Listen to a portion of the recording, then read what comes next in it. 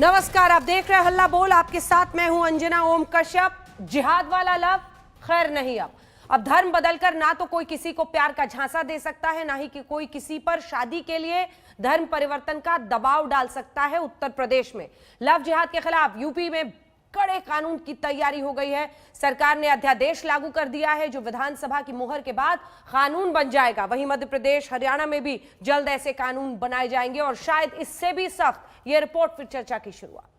उनको पहले से मेरी चेतावनी, अगर वे सुधरे नहीं तो राम नाम सत्य है कि यात्रा निकलने वाली है। प्यार से बैर नहीं, लेकिन लव जिहाद पर खैर नहीं।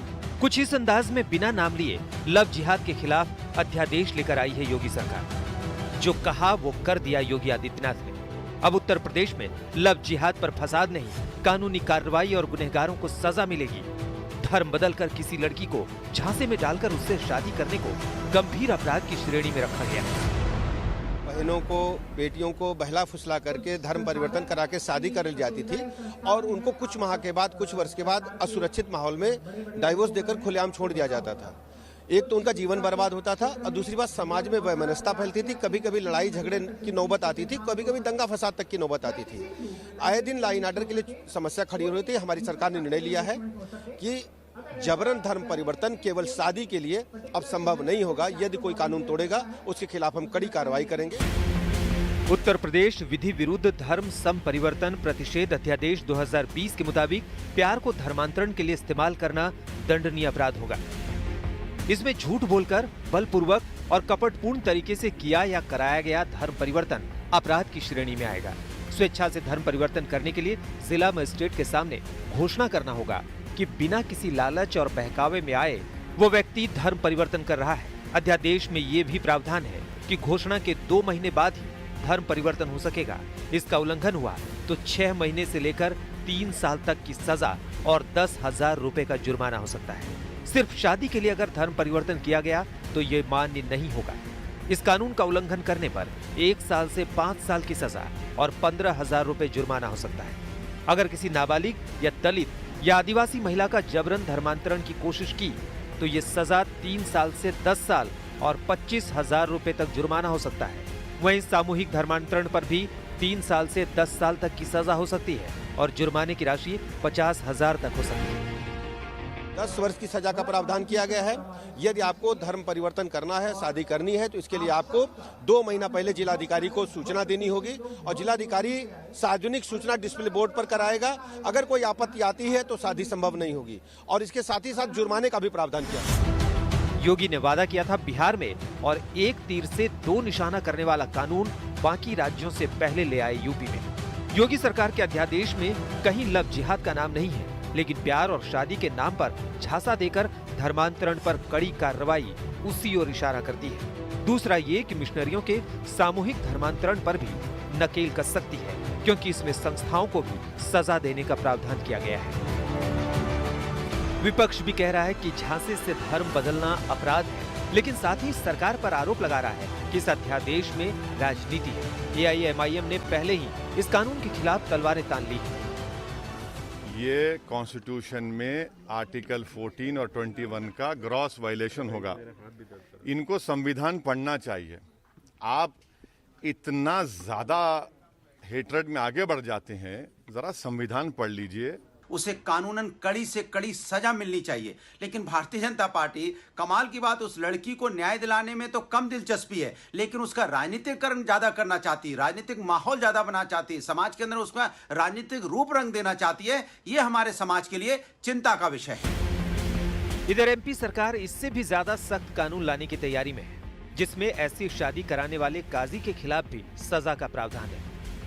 कुरीति है, अगर कोई नाम बदलकर, भेष बदलकर, जाति बदलकर, लालच देकर, प्रलोभन देकर, डरा कर, धमका कर शादी करता है तो वो नल एंड वाइड मानी जाएगी। अगर वो इस तरह का करता है तो सजा का हकदार है। अब कैबिनेट होने जा रही है, क्या इस कैबिनेट में भी आप लेकर के आ रहे हैं? कल की कैबिनेट में नहीं आएगा, इसके बाद जो होगी उसमें हम लाने की कोशिश करेंगे। यूपी एमपी के साथ साथ लव जिहाद के खिलाफ कानून की तैयारी हरियाणा सरकार की भी है।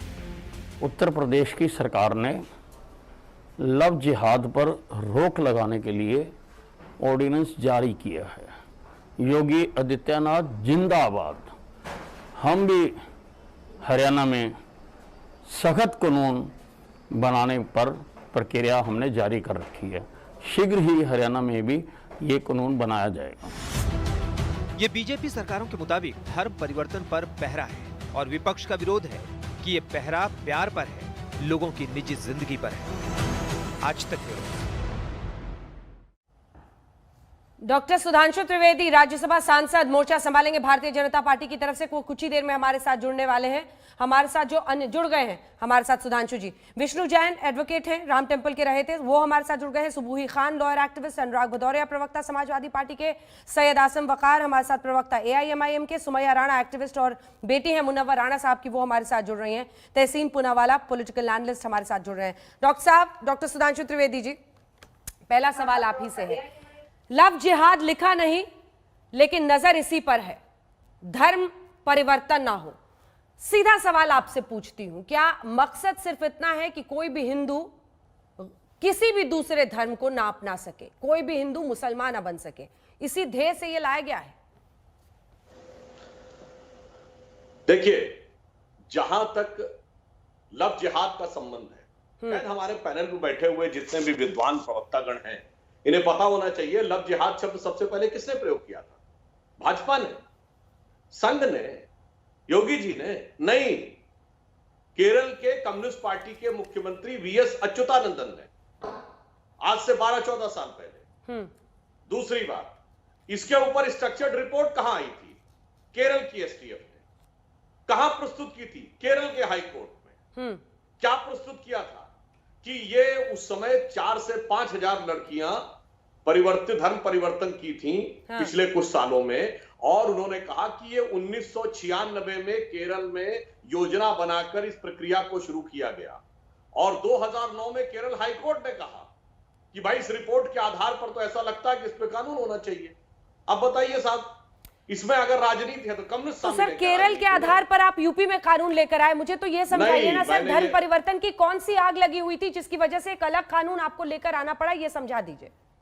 अंजना जी, हाँ। मैंने ये कहा कि जो बात 1996 में केरल में शुरू की गई, वो बढ़ते बढ़ते फिर कर्नाटक हाई कोर्ट में भी इसका रेफरेंस आया है, उसके बाद उत्तर भारत में भी आया है, और जिसको आग नहीं समझ में आती परिवर्तन की, तो मैं विनम्रता से कहना चाहता हूं, दुनिया का इकलौता देश है भारत जहां पर अल्पसंख्यकों का प्रतिशत बढ़ा है आजादी के बाद।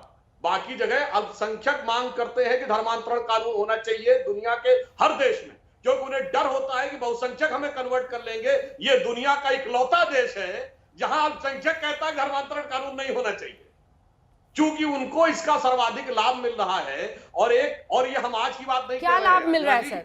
क्या लाभ मिल रहा है? कितना प्रतिशत अल्पसंख्यक था जरा बताइए 1947 में? उसको रोकना है आपको। कितना था? उसको रोकना है। नहीं, सुनिए, अब सुनिए, 0.5% था। मुस्लिम 7.9% के आसपास थे। आज सब डबल है। और इतना ही नहीं, सुनिए, केरल हाईकोर्ट में सिर्फ हिंदुओं को नहीं कहा है, कहा हिंदू और क्रिश्चियन दोनों लड़कियों को टारगेट किया जा रहा है। और जो हमने धर्म परिवर्तन की बात कही, मत पढ़िए हमारी बात, 1953 का सेंट्रल प्रोविंसन एंड बरार की जस्टिस नियोगी कमीशन की रिपोर्ट पढ़ लीजिए कि कैसे धर्म परिवर्तन कराया जाता था, छल पूर्वक, बल पूर्वक। इसलिए हमने धर्म परिवर्तन पर रोक नहीं लगाई है। बहुत साफ बात कह रहे हैं। बात यह है कि छल पूर्वक जबरन नहीं होना चाहिए। अब मैं एक छोटी सी बात कहता हूं अंजना जी, एक बात और कह दूं, जितने विद्वान लोग यहां बैठे हैं सब पढ़े लिखे हैं, हाँ। मगर धर्म की समझ उससे भी गहरी होती। हमने थोड़ा बहुत धर्म पढ़ा, पर मैं दावा नहीं कर सकता पूरा धर्म पढ़ लिया है। मगर यहां मजेदार बात यह कि धर्म की समझ कर धर्म परिवर्तन वही व्यक्ति कर पाता है जो सबसे अशिक्षित होता है, जो सबसे गरीब होता है। मुझे इसका जवाब चाहिए ना, कर ले, मुझे समझ में आए, मुझे कोई प्रोफेसर करे समझ में आता है। सुमैया राणा, कहां पर खोट है? लव जिहाद तो लिखा ही नहीं है इसमें। अगर कोई जबरन किसी का धर्म परिवर्तन कराता है और कोई भी दबाव है, ये तस्वीरें हम दिखा रहे हैं ना निकिता तोमर की, पूरा देश हिल गया था इन तस्वीरों को देखकर। क्या दिक्कत है फिर इसमें? बिल्कुल अंजना जी, जो तस्वीरें आप दिखा रही हैं वो वाकई बहुत ज्यादा अफसोसनाक हैं। और इनके लिए जितनी बड़ी सजा हो सकती है, जो इसके जिन्होंने ये क्राइम को अंजाम दिया है, वो कम होगी। हाँ। क्योंकि देश की बेटी के साथ ऐसा नहीं होना चाहिए। वहां पर ना हिंदू और ना मुसलमान की नजर से देखना बेकार है। अगर किसी मुसलमान की बेटी के साथ कोई ऐसा करता है तो भी कड़ी से कड़ी सजा हो, और अगर किसी और धर्म की, हिंदू या कोई भी धर्म की। एक चीज। दूसरी, मैं एक चीज बिल्कुल साफ कर दूं, मैं इस कानून से बहुत खुश हूं कि जहां पर हमारा दीन इस बात की इजाजत नहीं देता कि आप किसी को जबरन धर्म परिवर्तन कराइए, और खास करके उसको धोखा दे करके कि मैं हिंदू हूं और वो मुसलमान से शादी करे और बाद में पता चले लड़की को कि वो मुसलमान है। तो इन सारी चीजों के लिए अगर सजा का प्राविधान है और ईमानदारी के साथ इसको इम्प्लीमेंटेशन इसका होता है, तो इसका स्वागत मैं क्या सबको करना चाहिए, क्योंकि हमारा दीन इस चीज की इजाजत ही नहीं देता है। लेकिन मुझे आपत्ति वहां पर है, जैसे अभी सुधांशु जी बात कर रहे थे, हर चीज को हिंदू मुसलमान एंगल दे देना कि वो इस सन में इतने थे और अब इतने हो गए और धर्म परिवर्तन के लिए एक पूरा मामला चल रहा है और वो कहाँ बाहर से पैसा आ रहा है और इतनी तंजीमें बन गई हैं। मेरा ऑब्जेक्शन वहां पर है। बिल्कुल, अगर आपको कोई ऐसी तंजीम, ऐसे कोई महाज दिखता है कि कहीं पर छुपा करके जबरदस्ती धर्म परिवर्तन कराया जा रहा है, तो बिल्कुल उस पर आप कानून बनाइए, उस पर सख्ती से पेश आइए, उसमें किसी को गुरेज नहीं है। लेकिन प्लीज टीवी चैनल्स पे बैठ करके ये जो राजनीति आप करते हैं, इस तरह की बातें करते हैं नफरत फैलाने वाली, वो बिल्कुल ना करें। अगर जहां तक ये जो निकिता तोमर का मामला था, इस पर सब लोग एक साथ ने ये आवाज उठाई कि लोगों को फांसी की सजा होनी चाहिए और सख्त से सख्त सजा होनी चाहिए। उसी स्थान पर जाकर गोली मारनी चाहिए जहां पर उसने जिस तरह से उस बच्ची के साथ किया। मुस्लिम समुदाय को एक रंग में क्यों रंग रहे हैं? आप इसको हिंदू मुसलमान रंग मत दीजिए। सुधांशु जी, जल्दी से छोटा सा जवाब, फिर अन्य मेहमानों के पास जाओ। इसमें हिंदू मुसलमान कहाँ है? इसमें तो कोई भी अगर धोखे से दूसरे का धर्म परिवर्तन सर, आपने कहा ना कि मुस्लिम जनसंख्या में इजाफा हुआ है, ये कहने का क्या मकसद था? जी, हमारा ये कहने का मकसद ये है, अंजना जी सुनिए, अगर कहीं पर नेचुरल वे में परिवर्तन हो, अब जैसे एक उदाहरण के लिए जनसंख्या में 80% हिंदू हैं, तो जो धर्मांतरण यानी धर्म विपरीत धर्म में शादियां होने का मामला हो, तो 80% हिंदू भी हो, 20% मुस्लिम हो, समझ में आता है। परसेंटेज क्या है जरा बताइए। जितने काजियों ने कहा बता तो दे कि 5000 हिंदू लड़कियां हुई, कितने हजार मुस्लिम लड़कियां हुई। इसका मतलब ये नेचुरल नहीं है। अब अगर कोई चीज अननेचुरल है, उसके लिए व्यवस्थित कानून चाहिए। ये कौन सा डेटा है सर? ये डेटा बताइए। ये हम लोग भी ये डेटा जानना चाह रहे हैं कि ऐसे जबरन धर्म परिवर्तन का क्या डेटा था जिसके बेस पर ये कानून लाने की जरूरत समझी गई? आप बताइए। मैं आपको बता रहा हूं। आप डेटा अगर लेना है तो कोर्ट की प्रोसीडिंग से डेटा ले लीजिए। केरल और कर्नाटक हाई कोर्ट में वहां की पुलिस ने डेटा दिया हुआ है कि इतने हजार केसेस रिपोर्टेड हैं। अब दूसरा मैं कह रहा हूं, यहां पर मैं मुस्लिम समाज से कहता हूं, काजी शादी कराता है ना, वहां रिपोर्ट सामने लाके रख देते कि नहीं साहब ये तो बात गलत है, इतने हजार हिंदू लड़कियां हुई है तो इतने हजार मुस्लिम लड़कियां हुई, बात खत्म हो जाती वहीं पे। चुनौती देता हूं, दिखा दे। 80% छोड़िए, बराबर 50% दिखा दे। क्योंकि आप एक वकील भी हैं और इसके खिलाफ केस भी कर रहे हैं, क्या तर्क है, क्या दलील है आपकी? और मेरी पत्नी हिंदू भी है और लव जिहाद नहीं किया मैंने, और प्यार किया और छाती ठोक कर प्यार किया। और सुधांशु जी नुसरत जहां कह रही है जहां लव है वहां जिहाद नहीं है, और जहां जिहाद है वहां लव नहीं है। मेरी पत्नी हिंदू भी है और बीजेपी के लोग प्यार नहीं करते, इससे लड़ाई करते हैं। लेकिन मैं सुधांशु जी की बहुत रिस्पेक्ट करता हूं, तो मैं कुछ आंकड़े सुधांशु जी के सामने रखना चाहता हूं। सुधांशु जी ने उन्होंने केरला के केस की बात की, हाई कोर्ट की बात की, कर्नाटका के हाई कोर्ट की बात की, लेकिन ये नहीं बताया कि कर्नाटका के हाई कोर्ट ने उस केस को डिसमिस कर दिया। केरल के हाई कोर्ट के बाद जब इनकी सरकार थी, नरेंद्र मोदी जी प्रधानमंत्री जी थे, केरला का केस मैं आज तक को कोट कर रहा हूं, एनआईए की जांच हुई सुप्रीम कोर्ट के नीचे, जस्टिस दीपक मिश्रा थे, और सुप्रीम कोर्ट ने पाया, एनआईए ने रिपोर्ट दी कि लव जिहाद कुछ नहीं है। इसके बाद आज सूबे ने, उत्तर प्रदेश के सूबे ने एक कानून बनाया है, वहां की पुलिस ने रिपोर्ट दी, मैं इंडिया टुडे को कोट करता हूं, कि कोई लव जिहाद नहीं है। इलाहाबाद के हाई कोर्ट को जो एक कोर्ट करते हैं, उस जजमेंट को भी अनल कर दिया गया। आपने देखा उसके बाद हाई कोर्ट ने क्या किया। अब ये जो आपके चैनल पे डेटा देते हैं 5000 10,000 केस, मैं उनसे रिक्वेस्ट करूंगा, लेकिन मेरी बात समाप्त होने के बाद आप 50 नाम बता दीजिए, 50 नाम। दूसरी बात, ये क्योंकि ये वेग आरोप है, 5000, 1 लाख, 10 लाख। दूसरी बात, सुधांशु जी आपको थोड़ा सा करेक्ट कर दूं, आजादी के वक्त हिंदू पॉपुलेशन 73% था, ना कि 85-90% था। आप इस चीज को चेक कर लीजिए, आप ही सरकार में, आप मेंबर ऑफ पार्लियामेंट है। तीसरी बात, जब आप ही के एमओएस होम मिनिस्टर, हमारे MOS home minister Andhra Pradesh के कृष्णा रेड्डी जी को तेलंगाना के बताया गया कि लव जिहाद को डिफाइन करो, उन्होंने पार्लियामेंट में कहा कि यहाँ इसका कोई स्टैटिस्टिक नहीं, कोई डेटा नहीं और ऐसा कुछ शब्द है नहीं। इसके बावजूद आप टीवी चैनल पर आते बीजेपी के प्रवक्ता इस चीज को कोट करते। लास्ट चीज, आप जो निकिता तोमर का दिखा रहे हो, बिल्कुल वो अपराध है, लेकिन वो एक मर्डर है। 360 के नीचे 10 साल से लेके उम्र कैद तक की सजा मिल सकती है। इसके लिए ऑलरेडी प्रावधान है। ये कोई लव जिहाद नहीं है। अब मैंने प्यार किया, मैंने अपनी पत्नी से शादी की, शादी के लिए स्पेशल मैरिज एक्ट के तहत आपको आधार कार्ड देना पड़ता है, पासपोर्ट देना पड़ता है। क्या मोदी जी और सुधांशु जी मानते हैं फेक आधार बनते, फेक पासपोर्ट बनते? क्या उस लड़की ने मेरे परिवार को चेक नहीं किया कि मैं हिंदू या मुसलमान? मैंने अपना नाम नहीं बदला, लेकिन मान लो मैं बदल देता, मैं कोई गलत नाम लगाता, वो चेक नहीं करती? क्या उसके परिवार मेरे परिवार को चेक नहीं करता? कॉमन फ्रेंड्स नहीं होते? सोशल मीडिया पे हम चेक नहीं करते? तहसीन, क्या बातें कर रहे हो आप? क्या धोखाधड़ी नहीं होती है क्या शादी के लिए? कैसी बात कर रहे हैं आप? कौन सी दुनिया में जी रहे हैं? मुझे लगता है बहुत एलिटिस्ट और बहुत ही दिल्ली वाले आप सर्कल में घूमते हैं, आपको पता ही नहीं है कि किस तरह की धोखाधड़ी छोटे शहरों में होती है। बिल्कुल नहीं। कैसी बात? मैं इसका जवाब देता हूँ। मैं छोटे शहर में रहता हूँ। मैं ये जानता हूँ कि अगर मुझे शादी करनी है तो स्पेशल मैरिज एक्ट के तहत मुझे आधार। ठीक है, विष्णु जैन हाथ उठा रहे हैं। ठीक है, मैं समझ गई आपकी बात। विष्णु जैन एक रिस्पॉन्स दे रहे हैं, आसिम वकार भी हमारे साथ जुड़ गए। फर्जी बनते, बताइए विष्णु जैन। देखिए अभी तहसीन जी ने बात कही कि मुझे 50 लड़कियों के नाम यहाँ पे गिना दें, तो यहाँ पे इतना टाइम नहीं होता है, पर मैं आपके शो पे गारंटी से कहता हूँ कि 50 नहीं 500 लड़कियों के नाम गिना सकते हैं। मैं पेशे से वकील हूँ, ग्राउंड जीरो पे रहता हूँ और आए दिन अपने प्रैक्टिस में रोज मैं देखता रहता हूं कि हिंदू लड़की होती है, मुस्लिम लड़का होता है और उसका जबरन उसको शादी के इंटेंशन से, उसको धर्मांतरण के इंटेंशन से शादी की जाती है। और मैं एक बात यहां पे और कहना चाहता हूं, तहसीन पूना वाले इतनी बड़ी बात कर रहे हैं, इनसे जरा पूछिए भाई कि हिमाचल प्रदेश में 2006 में एक्ट आया था, वो कौन लाया था और तब शोर शराबा क्यों नहीं मचाया गया था? कांग्रेस सरकार लाई थी 2006 में हिमाचल प्रदेश में एंटी कन्वर्जन लॉ, तब किसी ने कोई विरोध नहीं किया था। मैं इस मामले का कोई राजनीतिकरण नहीं करना चाहता हूं, लीगल बात करना चाहता हूं। और दूसरी बात, और अंजलि मिश्रा कैसे नूरजहां बेगम बन गई, किरण कैसे अफसाना बन गई, सोनी कैसे साबिया बन गई, आयशा बेगम अनीता आयशा बेगम कैसे बन गई, प्रियंका सोनम बेगम कैसे बन गई? तो ये क्या है? और इलाहाबाद हाईकोर्ट ने 16/12/2014 को कहा कि ये गलत है।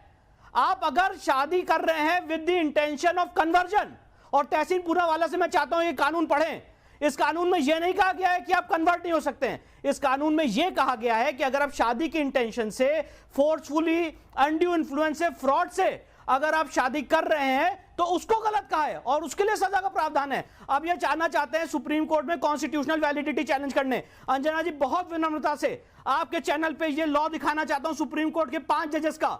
इस समय लव जिहाद में 28 में से 10 राज्यों में लव जिहाद के लिए कानून है, एंटी कन्वर्जन लॉ है, और सुप्रीम कोर्ट के 5 जजेस इसको अपहोल्ड कर चुके हैं। उड़ीसा और मध्य प्रदेश का लॉ चैलेंज हुआ था और सुप्रीम कोर्ट ने कहा था लॉ वैलिड है। तो जाए, सिर मत्थे जाए, कोर्ट जाने से कोई किसी को नहीं रोक सकता है। तहसीन पूना वाला जाए, उसको चैलेंज करें। पर मैं इनसे बात कहना चाहता हूं, इन्होंने अपनी बात खुद कॉन्ट्राडिक्ट की है। इन्होंने शादी की स्पेशल मैरिज एक्ट में, कोई दिक्कत नहीं है साहब, पर जहां पे आप शादी करते हो मुस्लिम लॉ के हिसाब से, वहां पे शादी फसीद होती है। और इनसे पूछिए मुल्ला का लॉ क्या है, फसीद क्या होता है, पूछिए इनसे जरा। इर्रेगुलर मैरिज होती है और जो लड़की शादी ऐसी होती है उसको प्रॉपर्टी राइट्स नहीं होते हैं। तो ये स्पेशल मैरिज एक्ट में शादी करने छोटा सा रिस्पांस उसके बाद मैं वकार साहब और जाऊंगी सीधा भदारिया साहब के पास। छोटा सा रिस्पांस इस पर। मोटा बात विष्णु जैन और हिमाचल प्रदेश 2006 का जवाब दे दीजिए तहसीन साहब। मोटा बात के विष्णु जैन साहब आपके शो पे वो कर रहे हैं कि सिर्फ मुसलमान लड़की हिंदू लड़कियों को धोखा देते।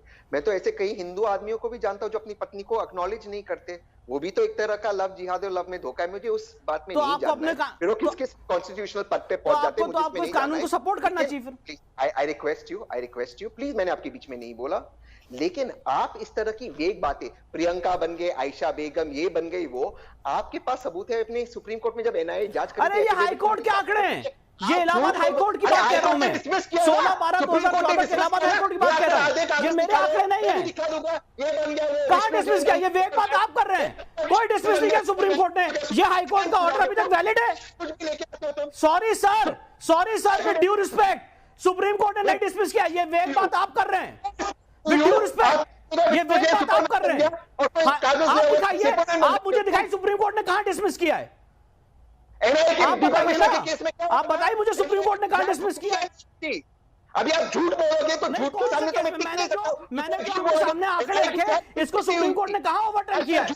लॉ का प्रपोजिशन पे जब मैं बात कर रहा हूं तो लॉ का प्रपोजिशन ये है कि अगर आप किसी लड़की को शादी कर रहे हैं with the intention of conversion, वो गलत है।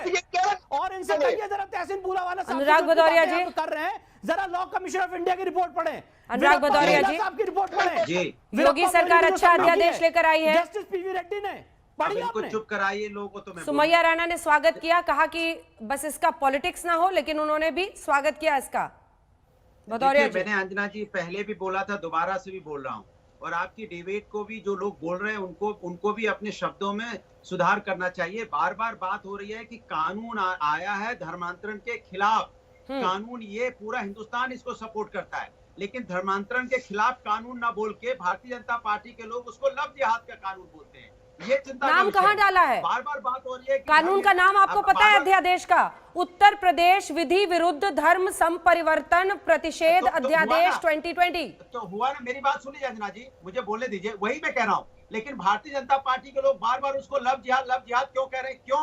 क्योंकि उनको उसमें लगता है कुछ राजनीति होती है। मैं तो कहता हूँ किसी महिला के साथ किसी भी जाति धर्म की होगी, अगर कोई व्यक्ति अपनी पहचान छुपा के उसके साथ अन्याय करता है, उसे कानूनन कड़ी से कड़ी सजा मिलनी चाहिए। पूरा हिंदुस्तान यही बात कहता है। लेकिन जब भारतीय जनता पार्टी से पूछा जाता है तो क्या बोलेंगे वो? लव जिहाद, बार बार लव जिहाद बोल रहे हैं, जबकि कानून में उन्होंने इस शब्द का इस्तेमाल भी नहीं किया। तो एक साल से इस शब्दों का इस्तेमाल क्यों कर रहे हैं बार बार? किस बात का? इन्होंने अभी बोला, किसने अभी बीजेपी के प्रवक्ता कह रहे थे कि सबसे पहले किसने इसका नाम लिया, तो केरला चले गए। अरे प्रभु, हाथ जोड़ के निवेदन है, उत्तर प्रदेश को केरला से कंपेयर मत कीजिए। आप उत्तर प्रदेश से आते हैं तो उत्तर प्रदेश का सम्मान कीजिए, केरला से कंपेयर मत कीजिए। उत्तर प्रदेश में हल्ला बोल किसने बोला सबसे पहले? भारतीय जनता पार्टी ने हल्ला बोल बोला। ये लव जिहाद हल्ला बोल सबसे ज्यादा जरूरी होता है। जैसे समाजवादी लोग हल्ला बोलते हैं समाज के अंदर में सामाजिक न्याय दिलाने के लिए, आपने हल्ला बोला किस बात का? अरे सर, योगी जी ने तो ताल ठोक कर कहा था लव जिहाद नहीं रुकेगा तो उन लोगों का राम नाम सत्य होगा।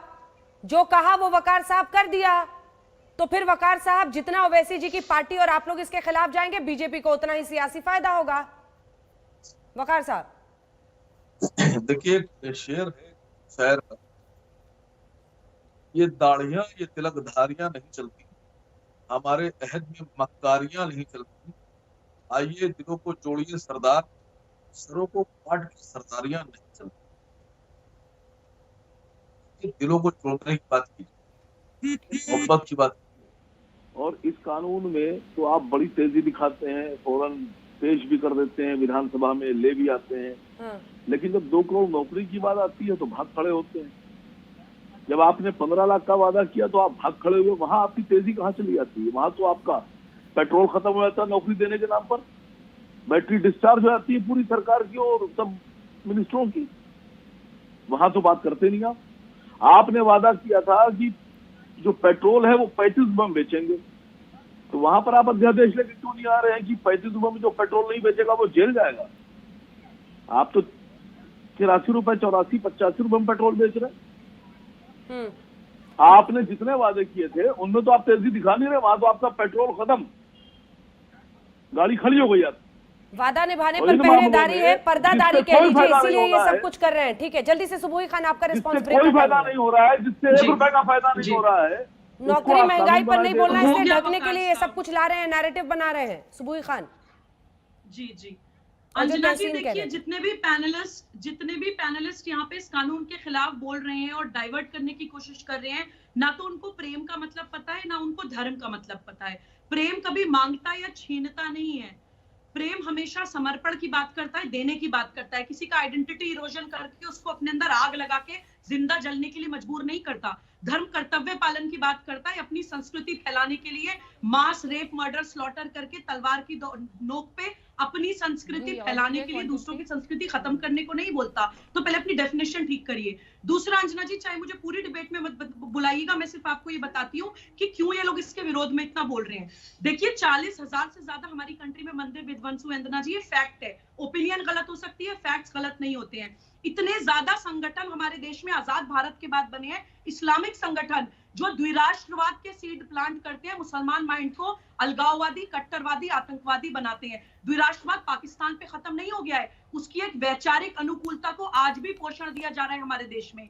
जाकिर नाइक जैसे लोग बड़े बड़े मजमे करके मास कन्वर्जन करते हैं, कभी जोर जबरदस्ती, कभी इन्फ्लुएंस करके। तो ये लव जिहाद इस मास कन्वर्जन का या अपनी संस्कृति फैलाने का ही एक तरीका है। ये सिर्फ भारत लड़की विरोधी। क्या वाकई ऐसा है? सुबह ही आप ही की बात से चर्चा को लिए चलेंगे। सुधांशु जी, आपके जवाब के साथ शुरुआत करेंगे। एक छोटे से ब्रेक के लिए हम रुक रहे हैं, फौरन लौट रहे। देखते रहिए आज तक। जिहाद वाला लव खैर नहीं अब, आप देख रहे हैं हल्ला बोल। लेकिन आगे बढ़ने से पहले, सुधांशु जी से जवाब लेने से पहले मैं दो लोगों की बात आपको सुनाना चाहती हूँ। एक तरफ नुसरत जहां, सांसद टीएमसी की, वो क्या कह रही है लव जिहाद पर, और फिर कानपुर की एक पीड़िता क्या कह रही है।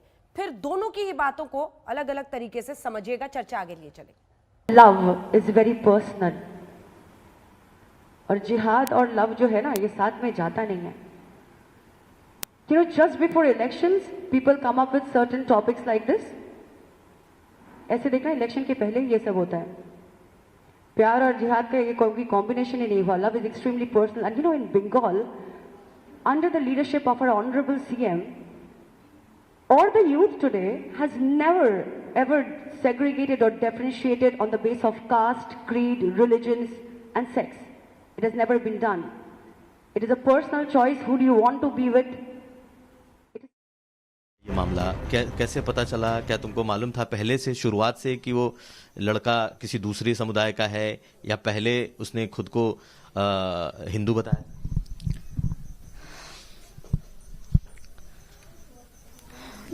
जब दोस्ती हुई थी, जब बात हुई थी, तो नाम राहुल सिंह बता रखा था हमें। ये बताया नहीं था कि मुस्लिम है। मेरा नाम मुख्तार अहमद है, जैसी नहीं हमें बताई थी। तो राहुल सिंह बताया था, तो चलो दोस्ती हो गई थी। कोचिंग जाते थे पढ़ने सैनिक चौराहा की तरफ, तो दोस्ती हो गई थी। चलो कोई बात नहीं। इसके बाद में तब काफ़ी टाइम हो गया, तब भी मुझे नहीं पता चला। एक तो लैंग्वेज भी उस टाइप की नहीं थी कि जो हम जान जाते। जब वो वहाँ गए तब जाकर के पता चला, जब वो सिग्नेचर करने का टाइम आया तब पता चला कि हाँ, मतलब मुख्तार अहमद आधार कार्ड पर लिखा है। तो मुझे बहुत ख़राब लगा। तो हमने कहा कि ये सब क्या है, मतलब मुख्तार अहमद, मतलब शॉक्ड हो गए बिल्कुल। तो कहने लगे कि हाँ ये सच। जिहाद शब्द आजकल बहुत प्रचलित है, कानून। अब तक तो नहीं पता था लव जिहाद क्या होता है, ना ही हमने नाम कभी सुना था, सच बताया आपको। लेकिन जब से ये हुआ तब से मैं पता चल गया। पता चल गया। क्या ये लगता है कि आपके साथ भी ऐसा ही कुछ हुआ? ऐसा ही कुछ है, पूरा ऐसा ही है। ऐसा ही कुछ में तो कुछ थोड़ा सा वो हो जाता, लेकिन ये तो पूरा ऐसा ही है। सुधांशु जी, आपसे जवाब लूं उससे पहले जल्दी से तहसीन पूनावाला, मैंने इसीलिए निकलवाया था ताकि आप खुद ही सुन ले। अब आपको समझ में आ गया कैसे शिकार बनते हैं? मैं जवाब दे दूं इसका? हाँ प्लीज। आपने इसमें खुद ही मुझे उस लड़की से बहुत ही हमदर्दी, और उसने खुद जवाब दिया।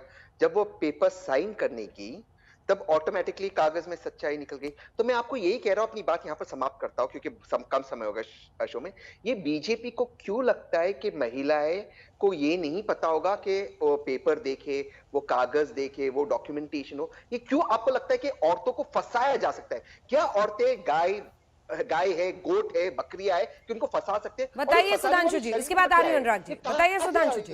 देखिए, तहसीन जी की बात का जवाब खुद मिल गया। अरे मान्यवर, क्या आधार कार्ड दिखा के कोई अपना प्यार मोहब्बत शुरू करता है? एक स्टेज आती है जब आधार कार्ड या सिग्नेचर, जैसे उस लड़की ने कहा कोचिंग में पढ़ते थे, बातचीत होती रही, जिस दिन सिग्नेचर करते देखा, तब आधार कार्ड देखा तो यह पता लगा। तो ये स्थिति तो कई बार आती। सोशल मीडिया पे तो तमाम लोग फेक अकाउंट बनाए रहते हैं। कितने ही अकाउंट तो पाकिस्तान से भी बनके और चाइना से बनके तैयार रहते हैं भारत के अंदर समस्या उत्पन्न करने के लिए। तो मुझे लगता है इसका जवाब, और आपने एक और बात कही थी ना, उदाहरण दिया जाए, मैं याद दिलाना चाहता हूं। रांची की प्रख्यात राष्ट्रीय स्तर की शूटर तारा सहदेव, उसके साथ जिस लड़के ने कहा कि मेरा नाम अनिल कोहली है, और जब बात आगे बढ़ी और कागज देखा तो निकला रकीबुल हसन। नेशनल स्तर की शूटर और गोल्ड मेडलिस्ट थी, उसके साथ ये हुआ। तो आपने ऐसे तो कितने उदाहरण है। दूसरा फैक्ट जो आपने पिछली बार बताया था, मैं करेक्ट कर दूं कि आपने कहा कि हिंदू पॉपुलेशन 73% थी। ये कहां पढ़ लिया भाई? आजादी के समय अविभाजित भारत में 73% थी, विभाजित भारत में 85% थी। अविभाजित भारत में मुस्लिम पॉपुलेशन 24% थी। मान्यवर, अगर अविभाजित भारत रहेंगे तो आज 44% है। 20% कम हो गए 70 साल में, ऐसा नहीं हुआ। दूसरी बात मैं कहना चाहता हूं, इस विधेयक में अंजना जी आपने देखा पंडित, पुजारी, मौलवी सभी के लिए है, तो किसी को क्या समस्या? इसी पैनल पे एक और अल्पसंख्यक भी तो बैठे हैं, विष्णु जैन तो 1% की माइनॉरिटी है, विष्णु जैन उसे डर नहीं लग रहा है, 20% की माइनॉरिटी को डर लग रहा है। जवाब देने जबकि मुझे बात नजर आती है। और मैं एक और बात एक बात कर लूं, फिर हमारे वकार साहब ने कहा था कि महंगाई की बात नहीं होती। वकार साहब, अभी आप बिहार का चुनाव जब जीते हैं तो MIM पे क्या आरोप लगा कि वो महंगाई वाला वोट बांट दिया, या वो 15 लाख वाला वोट बांट दिया। क्या कहा गया? मुस्लिम वोट बांट दिया, इसलिए सेकुलर फोर्सेस की हार हो गई। मतलब secular is equal to Muslim vote. और फाइनली जो अभी ये कहा गया था ना कि प्रेम का क्या प्रतीक है, तो प्रेम पे शेरो शायरी तो आपने बहुत सुनी होगी। हमारे यहाँ प्रेम क्या है, मैं शुद्ध हिंदी की अज्ञेय की एक कविता बोल देता हूं। प्रेम में कोई छलावा नहीं होता, वहां तो भरपूर्ण विश्वास होता है कि वे मुर्दे होंगे प्रेम जिन्हें अनुभव रस का कटु प्याला है, वो रोगी होंगे प्रेम जिन्हें सम्मोहनकारी हाला है। मैंने विदग्ध हो जान लिया, अंतिम रहस्य पहचान लिया, मैंने आहुति बनकर देखा, यह प्रेम यज्ञ की ज्वाला। इसीलिए यज्ञ की ज्वाला के ही फेरे लेकर हमारे यहाँ प्रेम किया जाता है। ये हमारे यहाँ है, हमारे यहाँ फरेब नहीं होता। और जिन बेहुदे लोगों ने ये थ्योरी दी है ना कि इश्क और जंग में सब कुछ जायज है, फिर तो एसिड अटैक भी जायज है और आतंकवाद भी जायज है। वकार साहब, छोटा सा जवाब। आ रही हूँ भदौरिया साहब, आ रही हूँ विष्णु जैन। हाँ वकार साहब, देखिए सुशांत जी ने सारी बातें, क्या वाकई में जिन वादों में सरकार आई थी उसको अपनी वादे पूरा करना चाहिए था? ये बात सुधांशु जी ने नहीं बताई। लेकिन सुधांशु जी, एक कानून और बना दीजिए मेरे कहने से। बहुत से लोग देश में ऐसे भी हैं जो अपनी शादी छुपाकर दूसरी शादी कर लेते हैं। बहुत से लोग ऐसे हैं जो पहली शादी के बारे में बताते ही नहीं, छुपा ले जाते हैं। साहब, इस पर कानून बनाइए कि जो लोग अपनी पहली शादी छुपाए ले रहे हैं और छुपाने के बाद बताते ही नहीं है, सर उन पर कानून लेकर आइए। सेक्शन 494 ऑलरेडी कानून है, जरा आपके ज्ञान का वर्धन जवाब दे रहे हैं विष्णु जैन।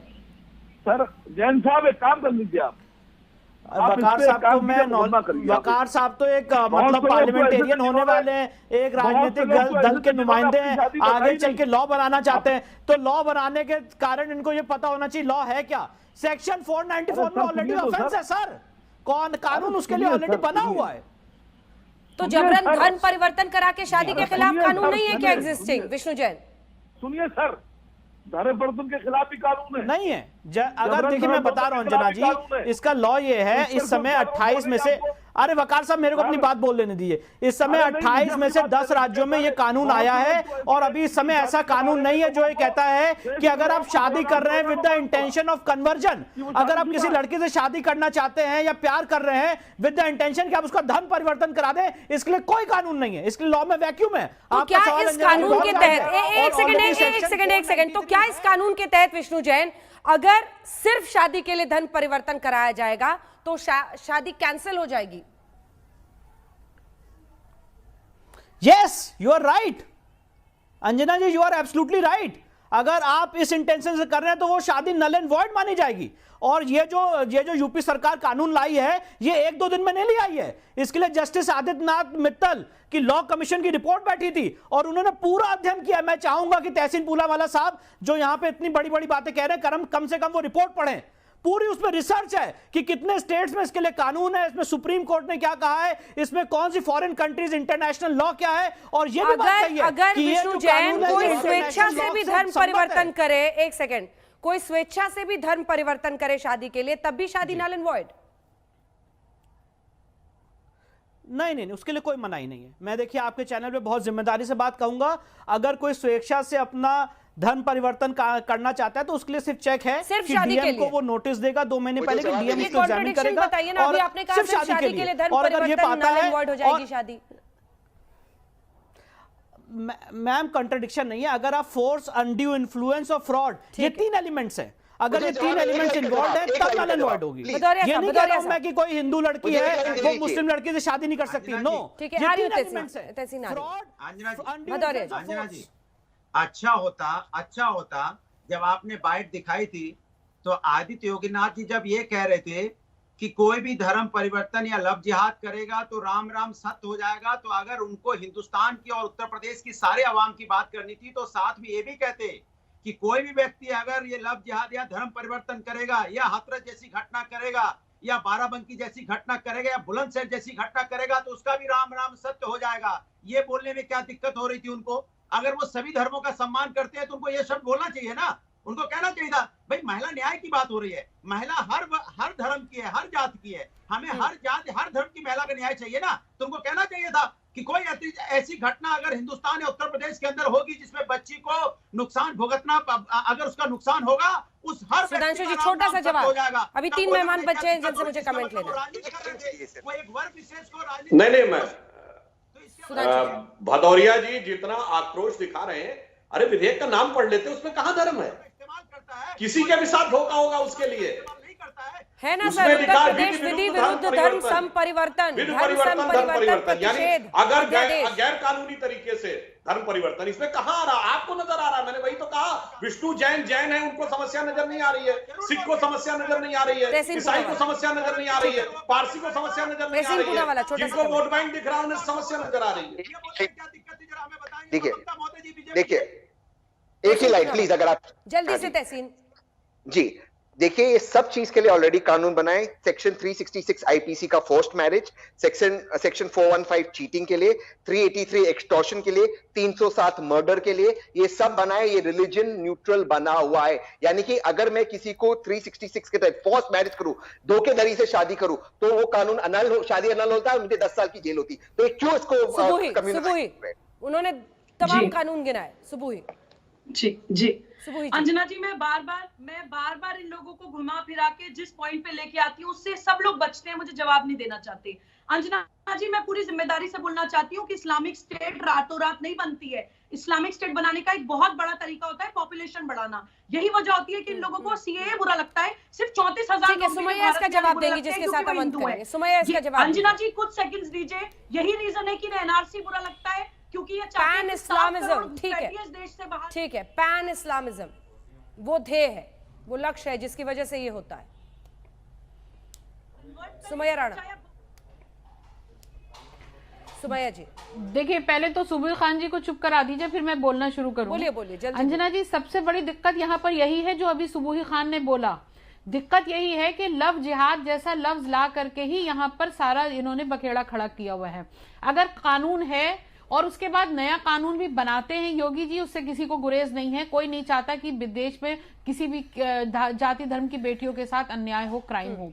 लेकिन जब ये बार बार चिल्लाते हैं कि मुस्लिम स्टेट बनाने के लिए ये सब हो रहा है, आबादी बढ़ाने के लिए हो रहा है, और सबसे बड़ा ऑब्जेक्शन जो है वो इस वर्ड पे है जहां पर लव जिहाद लफ्ज आता है। आप ये बोलिए कि जहां वो जो अभी आपने बताया कि वहां की अदाकारा ने ये बोला कि जहां लव हो वहां जिहाद नहीं हो सकता। मैं रोज 4-5 दिन से ये बात बोल रही हूँ कि लव और जिहाद को एक साथ आप नहीं जोड़ सकते हैं, क्योंकि लव बिल्कुल एक अलग धारा है और जिहाद, तो बार बार आप लव जिहाद का नाम जब तक नहीं बदलेंगे। इस लंबी बहस है, लेकिन ब्रेक के लिए हमें रुकना पड़ रहा है। देखते रहिए आज तक। फौरन लौट।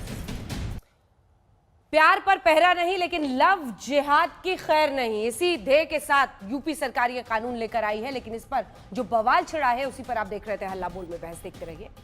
नमस्कार, मैं हूं अंजना ओम कश्यप। हमें उम्मीद है ये वीडियो आपको पसंद आया होगा। लेटेस्ट खबरों के लिए यूं ही देखते रहिए आज तक, और इस वीडियो के पसंद आने पर लाइक, शेयर एंड सब्सक्राइब करना ना भूलें।